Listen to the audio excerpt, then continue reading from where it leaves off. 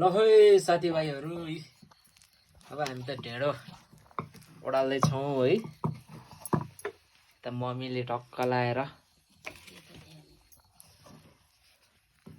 आज चाहिँ अब ढेँडो खाने तपाईँले देख्न सक्नुहुन्छ। गाउँको अर्ग्यानिक मजाले झाँतोमा पिनेर ओडाल्दैछौँ आज। अब यता फेरि तरकारी टक्क लाएर चिकन छ है, लोकल कुखुरा।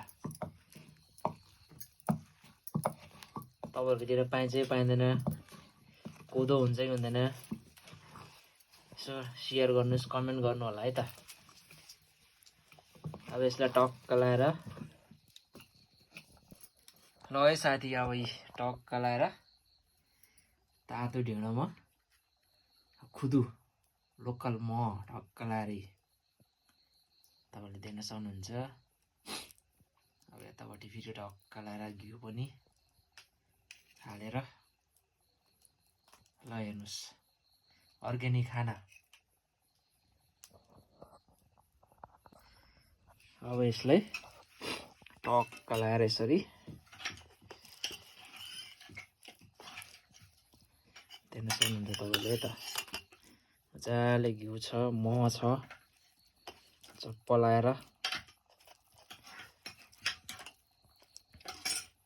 आफ्नै बारीको कोदो हो। यतातिर टक्क लोकल कुखुरा छ, मासु।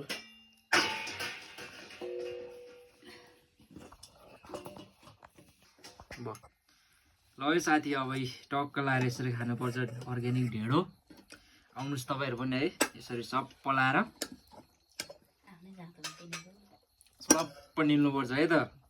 कतिपय मान्छेले चपाएर खान्छन्, आफ्नो बानी हुनु त। तर वास्तव भन्यो भने चाहिँ पुरानो बुढापाकाहरूले खाने तरिका चाहिँ यो हो। सप्प लाने, घिउ र मह सप्प हाल्ने, ग्लप्प निल्ने, मजारी टक्क लाएर।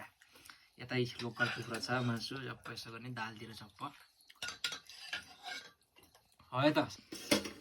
है साथीभाइ, सबैले कमेन्ट गर्नु होला तपाईँहरूतिर के छ कस्तो छ। हाम्रो चाहिँ अर्ग्यानिक खाना हुन्छ टक्क लाएर घरमा है त। सबैले कमेन्ट गर्नु होला, लाइक सेयर गर्नु होला है त। हस् त, धन्यवाद।